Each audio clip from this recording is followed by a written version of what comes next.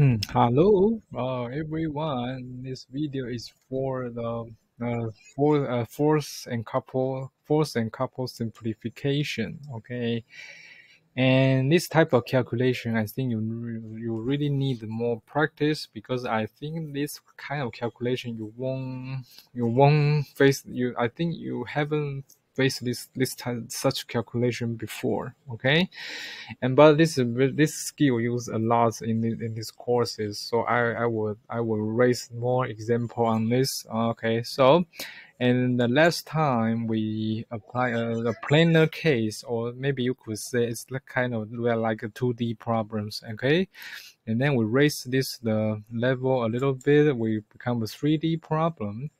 Okay, just say there's some kind of concrete plate, and there are four forces acting on this concrete plate. And okay, they want you okay do the simplification of this force and couples and make it one resultant force and find out where the resulting force acting. Okay. Okay, for such calculation, first I will just find the resultant force first. Okay, that's the most easy one. So doing the finding a resultant force first, and then secondly, using moment balance. The moment before and after simplification must be the same. Using that, you can find the position of the resulting force or resultant force. Okay, so let's first of all, okay, let's find out the resultant force first, the negative resultant force first. It should be easy. It should be very easy. Okay, because these force, they are all point to z direction. Now, of some negative z, some positive z. Okay, and then we use a convention. Upward is positive, downward is negative. So and also I will just address is the resultant force x component and y component are all zero. This is very obvious. I think we don't need to do calculation on that.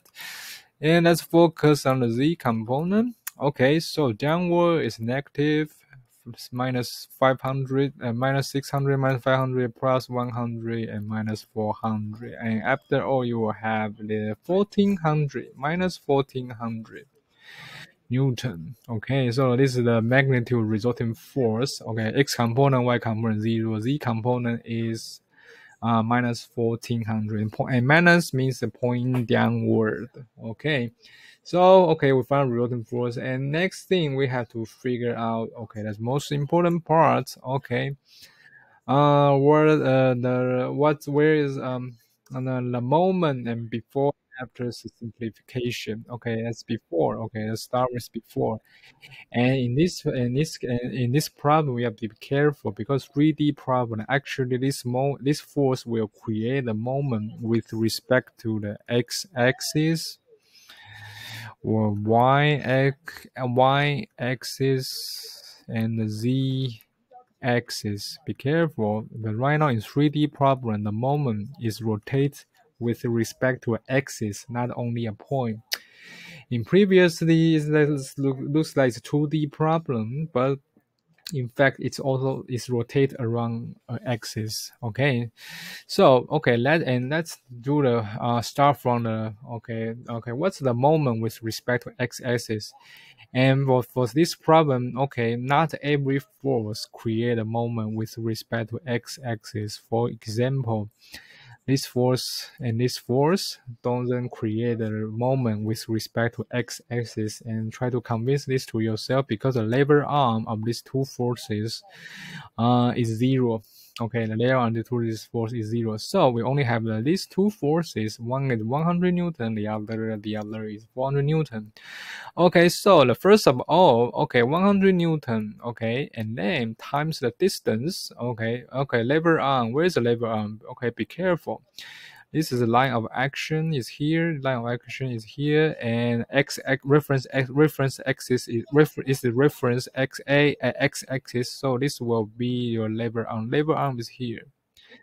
Okay, lever arm is here, and lever arm is 5 meters. 5 meters, and it's pointing upward. It's pointing upward, and this is reference axis, so this will create a counterclockwise rotation, so it's positive. And the other force is line of action is here. line of action is here. Line of action is here, and the reference axis is here, x-axis. So this will be your lever arm. So it's 400 times 5 plus 5 is 10. And this direction of force is downward, and reference axis is here. So it will create a moment like this. Okay, you create a rotation like this because the force is down here and the reference axis here. So it will create a rotation in this direction, and it's clockwise. Clockwise is negative, so it will be negative.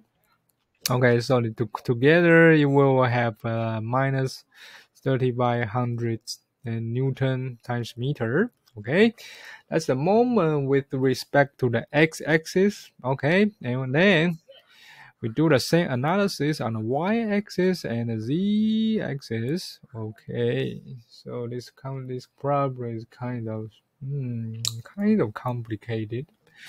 Okay, y-axis. Okay, y-axis is here. Y-axis here. So for the y-axis, okay, this force and this force won't create a moment with respect to the y-axis because their lever arm are all zero. Try to convince this to yourself. Okay.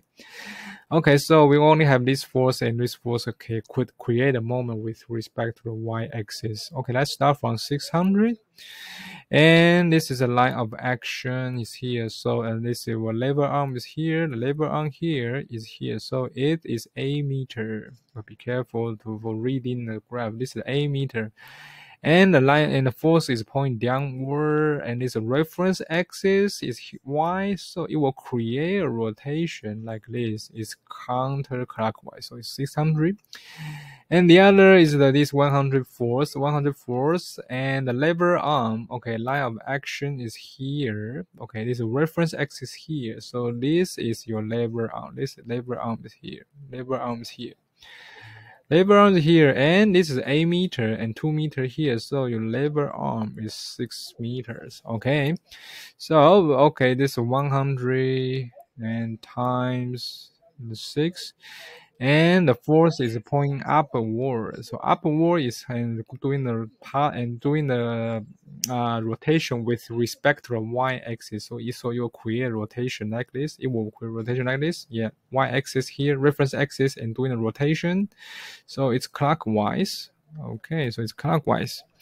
So this will be, I think it's a 4,200 Newton times meter. Okay. I think it's right. Okay, and the final one, what's the moment with respect to z-axis? Okay, yeah, because you will find these forces are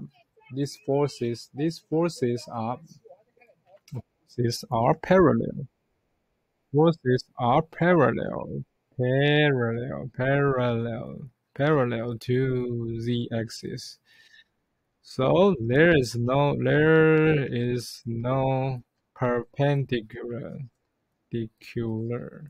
distance. This distance between the axis and forces, because the force and z-axis are parallel to each other. So there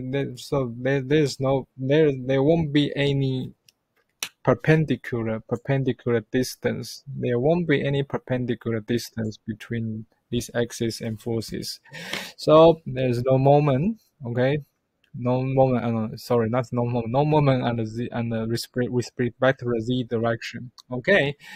Okay, so we have to figure out, okay, the moment before simplification, x component is minus 3,500 Newton times meter, and y is 4,200 Newton times meter. So that's before. Okay, so what's after?